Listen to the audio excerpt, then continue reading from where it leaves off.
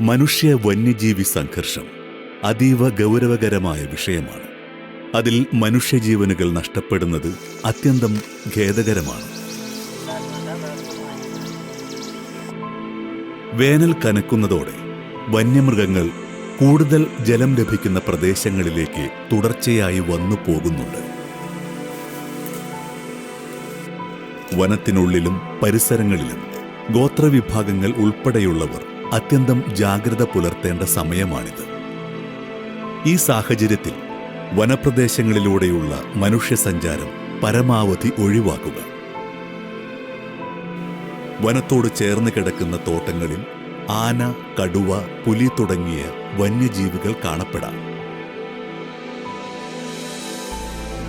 രാത്രികാലങ്ങളിൽ വനപ്രദേശങ്ങളിലോ സമീപത്തുള്ള തോട്ടങ്ങളിലോ സഞ്ചരിക്കാതിരിക്കുക.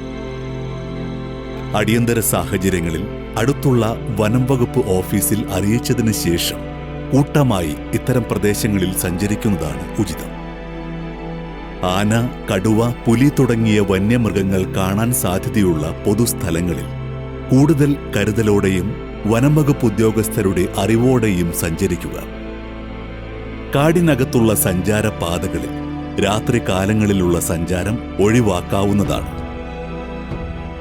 വനോൽപ്പന്നങ്ങൾ ശേഖരിക്കാൻ കാട്ടിലേക്ക് പോകുന്ന വനവാസികൾ വന്യമൃഗങ്ങൾ ഇല്ല എന്ന് ഉറപ്പുവരുത്തി മാത്രം സഞ്ചരിക്കുക.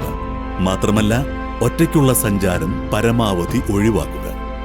ലഹരി ഉപയോഗിച്ചുകൊണ്ട് വനപ്രദേശങ്ങളിലോ വന്യജീവികൾ ഇറങ്ങുന്ന സ്ഥലങ്ങളിലോ സഞ്ചരിക്കാതിരിക്കുക.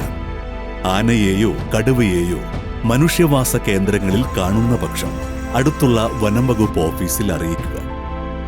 കന്നുകാലികളെ കാടിനകത്തേക്ക് മേയ്ക്കാൻ വിടാതിരിക്കുക. അത് കടുവ ഉൾപ്പെടെയുള്ള വന്യജീവികളെ കാടിന് പുറത്തേക്ക് ആകർഷിക്കും.